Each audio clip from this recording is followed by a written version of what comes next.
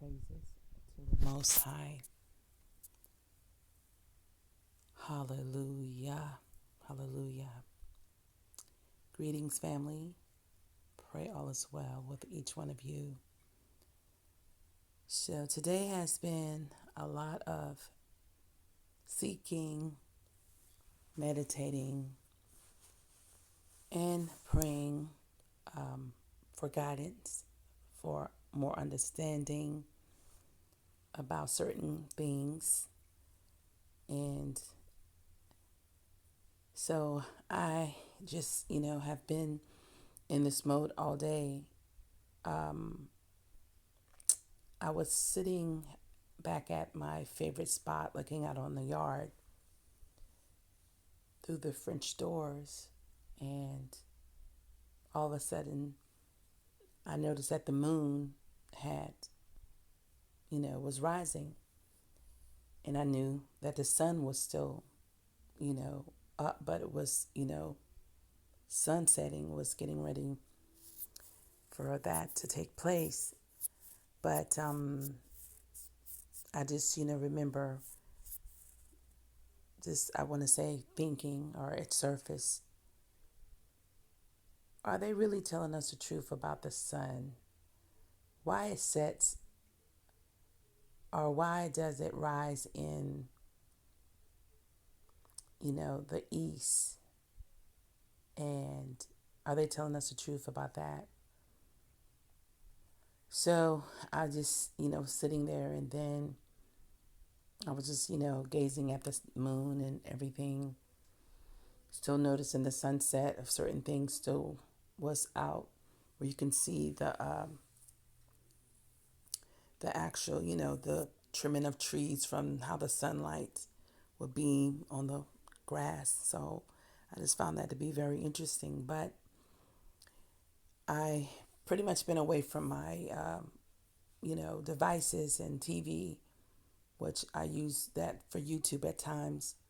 So I've been pretty much away from that all day. So I just, I came in, and I believe after I prayed, I got up, and I felt led to look up about the sun. And then that led it from me looking at that to going on YouTube and looking up, this about the sun. So I was sharing a different video about what I came across.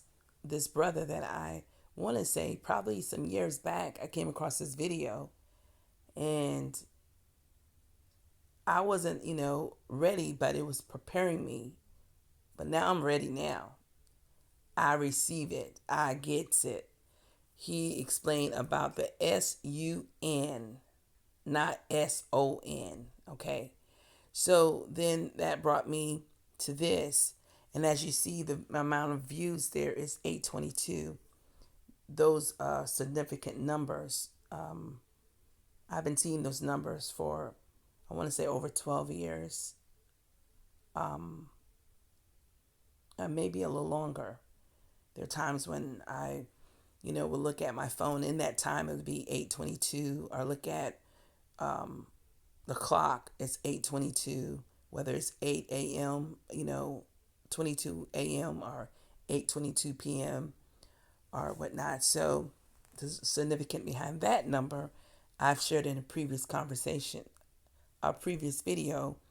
Not let it go in that direction tonight, but it's significant. And then it was showed up on a bill, that which I believe is a way how the Most High communicates with us through numbers as well. And that bill today end up turning $0 amount after I saw those numbers pop up in this amount. So I'll get to that one day soon too. I'll share that as the Most High give me leadway. So family, bring me to this. I have been saying now for about 2 months about the Most High have drawn a line in the sand. The original people that were here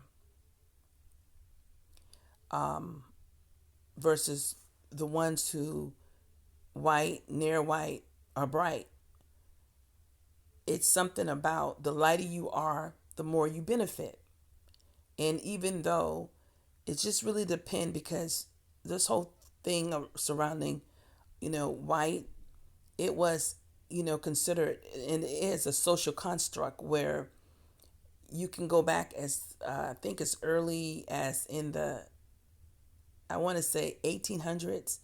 There's a white lady who wrote a book about it, and she said, there was a time that was no one called white.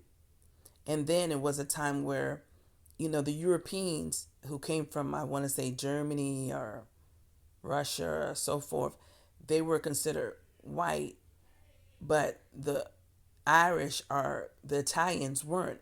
Neither the Jewish people were considered white. So it's like they fill in things with people to boost up numbers from what we, you know, what I understand. Okay, so if you, it's all about their agenda. So if you could be in their corner and build up their numbers or elevate them, then they will accept you, even as a dark melanated person. I call that rubbing elbows, and some people might give it another name. But anyway, so I just feel like on this level of understanding about spirituality and all the things that has occurred over our lifetime, and our forefathers' lifetime, something significantly, drastically had to happen for a father to have us to be as low as, in so many ways, gum on, you know, the bottom of someone's shoes. Well, right now you might feel like you elevated and like, oh no, I'm not. We're not. We never been that. Well, you want to think again how people perceive us. We were the original people, our forefathers. Put your mindset surrounding Kemet. Okay, look how grand they were, which I truly believe is our forefathers. The ones are missing in action. The grave sites that we don't know where they at. They there. You understand? Okay. Now, when you think about how much and how many, information they've pulled from Kemet, you understand, and they utilize it throughout the earth today. We had to be grand. And so there was a time that I said, well, Father wouldn't allow us to have no statues, because I already had thought about the Egyptians being, they weren't who these people say they were. Because I was saying that, could it be us? And this was years back. And that was just a thought that had surfaced, but I want to say moved on from it because it wasn't time yet. It was just, a touching of it. So why would the Most High allow that grandness to be if it wasn't from Him or His people? Now, see, the Greeks and the Romans came much later with what they consider grand, but they copied off of our people. Everywhere the earth plane is, we were there all over the earth. Dark, melanated people who are considered the originals, the emos. You understand? So we developed and did all and had all, and these people came in much later. Some say 6,000 years, some say 8,000 years. That's why they want us to think that civilization, can't say that word, started like 6,000 years ago. Because it's the starting of them, which is the start of that age, which is the start of that era, which their era and age is about to end. So when they was feeding this storyline about us, the world coming to an end, they were really speaking of their end of their era, their end of their cycle, their end of their age. So what I'm gonna share with you right now, and I pray, that this enough time to do this in this video. I want to share before I get into that I can't get to that video now, but the same brother that I'm going to present in a later time, when he speaks about the sun, sun, and what it means to us as original people, he did a video also speaking about that once upon a time, these people, where the line has been drawn in the sand, I say, who white, near white, pastor white, so forth, and that there at once point in time called, I want to make sure I get it right, is blank, blanket, blank, BLANC. And his name's given by, they said the Spanish gave them the name in which call them, and then I think it ended up with the Spanish people gave them the name. It was BLAC. So I've read somewhere where it says that they were really the original people that were called black. Do y'all hear what I'm saying?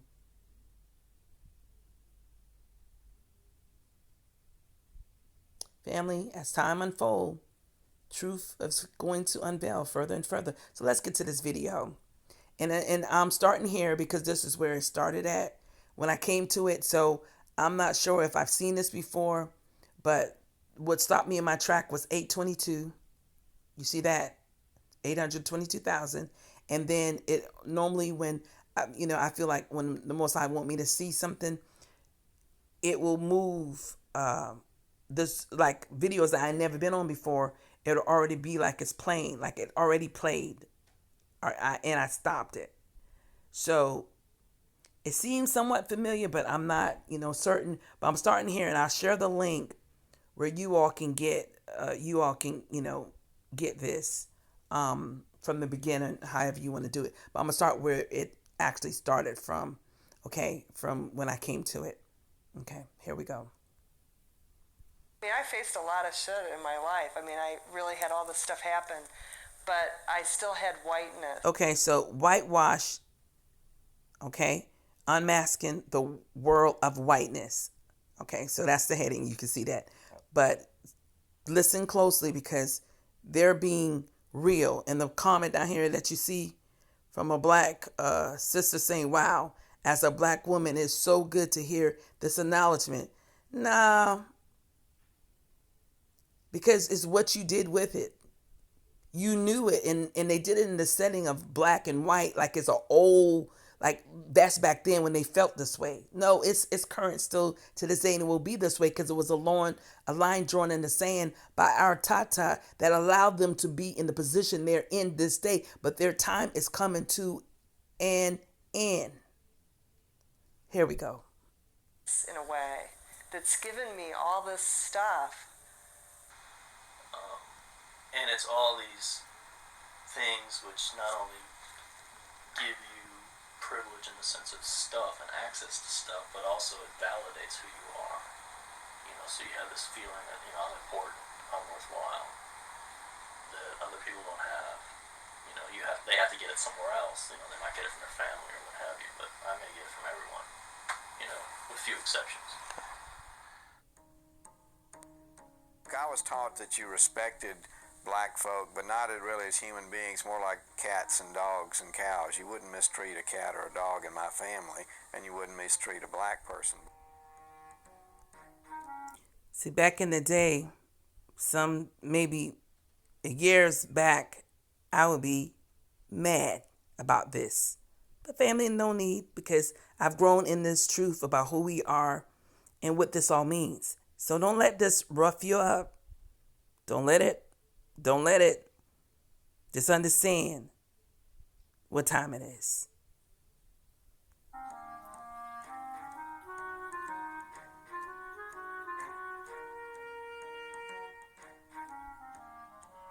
I don't have any trouble admitting that I'm a racist. I think it's absurd to try to fight with that. I grew up in this society. I was conditioned by it. I think internally in my psyche, I've grounded and rooted those attitudes, and I see it in me all the time. I'm always dealing with it. I don't think that makes me a bad person. I don't think that means that I've grounded in original sin or anything. It just means I've been well indoctrinated. But it does also call me to do something about it. I consider myself somebody who does racist things and acts on the racism I have within me because of the context of the world in which I grew up and live in. For me, individually, is to recognize and acknowledge that I have the power of race in me, and that I'm going to be. I don't believe I'll ever have a time when I look at anybody and don't see their racial classification first. Oh, I hate to admit it, but I still have thoughts that I'm smarter than some black people just because of skin color. I mean, I'm sorry, but that still crosses my mind. Stereotypes will pop in my head just like everybody else, When I see somebody, a stereotype will pop up, and then I have to say, no, that's a prejudice. When I'm in a classroom of students, I'll tend to look at the white students more than I'll look at the black students. And when I realized I was doing that, I was shocked. And I tried immediately to begin to train myself to stop doing that. And it was astonishingly difficult. There was something about a natural tendency to look at white faces in a way that I did not have the same natural tendency to look at black faces. And I think that's a kind of an ingrained, inborn racism, is all I can think of it as. I remember I was talking with a young man named Sylvester, and he was saying, "You're racist." And I'm going, "I'm not." He's going, "You are." "I'm not." We went back and forth like that for a while. And then I had to go get refreshments, so I said, "Hold on." And I went upstairs, and my mother turned to me, and she said, "Get a grip on yourself. You're a white young girl. You've grown up in the racist society. You're racist. Deal with it. Move on." But that was an amazing gift that my mother gave me, because it allowed me to turn all of my defensiveness about it into, oh, well, maybe I am. Racism and prejudice are very different things. And all of us have grown up with prejudices. Some of us have prejudice against people of color, some people have prejudice against white people, and some of us are downright awful about it. Because so much of the focus is on personal prejudices.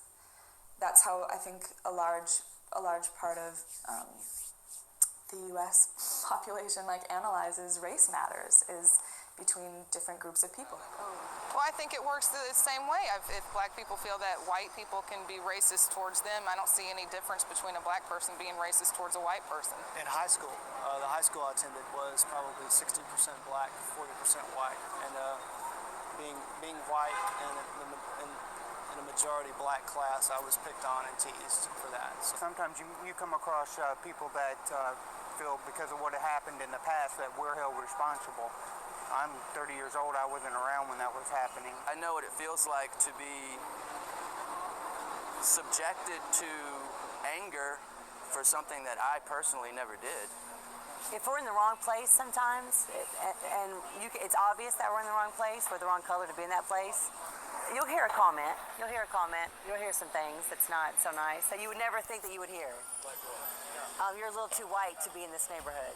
When I was teaching, I was not privileged because I had to interact with a lot of stereotypes about white people, and I had to deal with them on that level, but I was privileged in the sense that I got the job in the first place.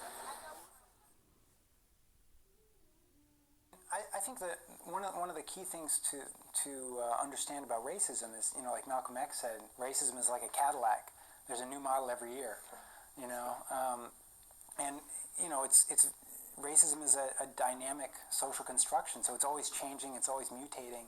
So people that say, well, there's no racism anymore, they're referring to racism as it existed in 1950 or 1920 or 1910. Racism permeates every aspect of our society, and it's made a world that we live in that's very unequal.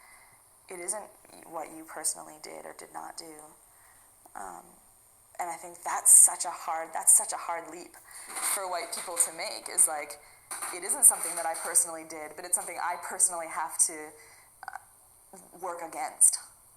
It ain't just a matter of who I am as a person or what I think or feel about other people. I think there's a hierarchy in our country that's based very clearly on skin color and on people's perceptions of what race you're in. And white are at the top and black are at the bottom, and Asian and Native American and people of sort of light brown hue are in the middle, and Latinos are down, and then blacks are at the bottom. Racism is not simply about how we get along on an individual level, but it has to do with who has institutional and social power. White people have the political and social power in our society, and that is a given. And if you pick apart social and political situations, you can see that very clearly. I think it's quite obvious. Whites get privilege and experience the advantage of being in a system that thinks white is better than folk of color, and so there's all this unearned advantage that's going on all the time. Particularly in a society like the United States, it's hard to confront racism unless you understand how, if you're racialized as white, you benefit from racism. Just because I am white and have these privileges, I participate in a racist system. And that doesn't make that, it's not my fault. I can't help it. I'm born to it. And, and that's what being white means. I do think and assume that white privilege is, in fact, the kind of racism that you can't avoid. All I got to do is sit down and close my eyes, and things are going to just move forward in white interests, and there's a way in which I'm complicit. I collude. I don't say anything. I don't do anything to stop it. All right, so family, this not only for our people, our nation, but other nations as well. And why this is being presented in this way is, the tables are turning. Things are changing day by day. All I could say is, you still living, you still breathing. The best thing that you could do is, get to a place to seek the Most High. If you deep rooted with these issues, because my whole point of understanding about racism is that you had to have power in order to be racism, but you can always be prejudiced. You understand? So when they try to say that, the blacks people are, racism towards them, that is not true, according to my understanding. So, I'm going to stop right there, but I just wanted to bring this forward. I'm not sure if someone was seeking and wanting to know about it, but I felt, a need to do so. And it's something that I already been talking about. I've been talking about this, about the line drawn in the sand for those who may not have heard it or may not agree with it. Wherever we go, our identity without showing any license or license plates on a car or a badge or anything, our skin tone way back from slavery was our identity. Okay. And it's still that way today because of the line drawn in the sand, in the sense of, you, wherever you were, wherever you went, wherever you would go, they could point and say, it's them. Oh, who's this? Where's she going? Or where he's going? Or, all eyes on. But in that case, surrounding them, they weren't looking for, to say, well, are you a slave or not? They were able to tell it by our skin color. So that's what I mean in so many ways, a line drawn in the sand. And who could have had this to where as it came natural, or it came in a place where in a supernatural way, it's only by the Most High. A divine intervention was done then, and it will be when it turns completely. And a lot of them are going to be distraught, and a lot of them not going to be able to deal. A lot of them over the years, I know they have been seeing, no matter what, we will still rise above the occasion to whatever degree, as high as the laws and the system will allow us. But they knew if those, like Hillary Clinton would say, the glass ceilings, you know what I'm saying? If no one was there to put a buffer, we would have been hit the glass ceilings and beyond. You understand? And it's so much, has to do with our makeup and who we are. A lot of people want to explain that when this whole thing about the ice age, and ones were, put a place in a situation where they were in caves and they came out and they wanted to defend, and because they weren't used to be in the midst of, and it was more so barbaric. Let me take, let me get, let me kill. This is, some people theory, or some, so much. I haven't heard them say this story. I don't think I ever heard them explain, what's this whole concept about them anyway, as, being who they are. Now, some of them have said that they derive from Africa, that their ancestors are from Africa. But the whole thing about the ice age, I don't think I've ever heard them say that before. Or, saying that their skin or their hair texture or their nose and their lips will change due to the ice age. I don't think I've ever heard them say that. And if someone have came across that and heard that, you're welcome to share. But I just always felt like, if by them not saying that that didn't happen, to me, it's something worse than that. That's what I always say. So, this is the era, this is the time for us to share and, get to a place of understanding. So if you feel as though this is offensive because you're saying, well, I am white, so forth, reach out to me. Let's talk. YahRoyalFamily@gmail.com. We are in a mode right now that ones don't want to believe, because I came across a video, and this video was speaking about who are the Hebrew Israelites. And there was a black man on this this broadcast with this person who is white. And, the black man was explaining about, like they have studied the Hebrew Israelites like a book. Like going through to see, well, yeah, some of them don't believe in this, some of them don't believe in this, breaking it down, this black brother. You understand? So I wasn't on there much longer because I knew he made a video like 2 years ago about who we were. And now they're trying to even get, and they did it after this whole thing, I want to say linked to Kanye West, perhaps. Because of course they're going to come back and try to debate that, because Kanye West hit a lot of, listeners and viewers in that spiel, until of course they're going to have videos coming back and forth. Now I only saw one, but because I haven't really been looking, but trust me, they're going to, the ones who have always has been against this whole, what they call a movement, the ones who they are, they, hey, they're going to come out, and try to rebuttal that. But if they don't, that just show you how far they say, I gave up. Because I always say, and if I ever have the opportunity, I would say to them, whoever's whoever's rebuttaling this, and who, don't seem to have an understanding, just ask the Most High. This Caucasian white lady asked the Most High who we were, and that night she had a dream, and it was shown to her in the Bible, and it was it Jeremiah 18? Let me get it for you.